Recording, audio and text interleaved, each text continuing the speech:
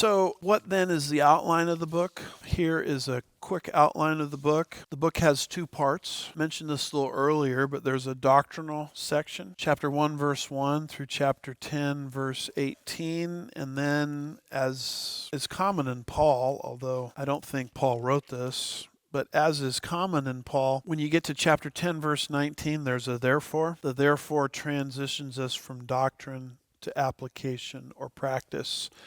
So the first major section of the book is doctrinal, and then once you hit that therefore, the remaining part of the book is practical. So it's in the doctrinal section that the author explains that Jesus is higher. He's not saying Old Testament Judaism was bad. What he says is what you have in Jesus is better. The word better appears, I believe, 13 times in this book. So if what you now have is better, why would you ever think about retrogressing backwards into a system that God gave but has been transcended by a higher system? So it's in that doctrinal section that he says, first of all, he starts off talking about Christ's tremendous attributes. Chapter 1, verses 1 through 3, demonstrating his superiority to the Old Testament Aaronic Levitical system. And then in chapter 1, verse 4 through chapter 2 and verse 18, he explains that Jesus is higher than the angels. Old Testament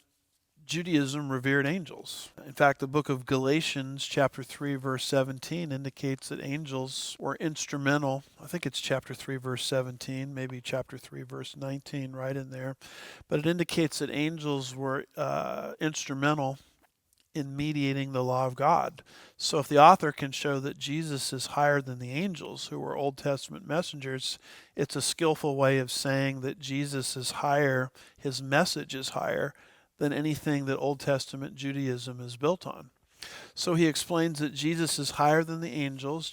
Then he explains that Jesus is higher than Moses. Why is he going that direction? Because Moses was revered by Old Testament Jews. Moses is a lawgiver, and yet someone greater than Moses is now here and available for us. And then lastly, chapter 4, verse 14 through the end of the doctrinal section, chapter 10, verse 18, he shows that Christ is higher than Aaron. Why does he have to show that? Because through Aaron came the whole sacrificial system, the Levitical system, the rituals, all of that came through Aaron that this audience is thinking about lapsing back into. And if he can show that Jesus is higher than Aaron, he can show that the priesthood of Christ that they now possess is higher than anything Old Testament Judaism had to offer. It wasn't a bad system when it existed, but what they have now is better. So if that logically is true, why lapse backward?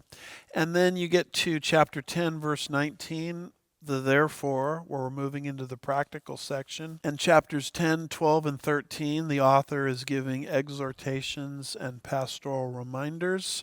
And it's in that section of the book we're going to get to Hebrews 11, which most Christians know something about. It's kind of interesting. Most Christians don't know much about the book of Hebrews, but they know Hebrews 11. It's a kind of a Christian favorite. But those are the great folks in the Hall of Faith who believed God and walked with God despite the fact that the world system that they were living in was telling them to forsake God, yet they continued to walk with God. So all of those referenced in Hebrews 11, sometimes called the Hall of Faith, serve as examples, not lapsing backwards. They're positive examples. And then finally, there's a benediction at the end. We have a benediction at the end of our church service in our local church. Sometimes if you go travel and speak somewhere, they'll give you an opportunity to do kind of a benediction at the end of the service. I love to read during the benediction time, chapter 13 of Hebrews, verse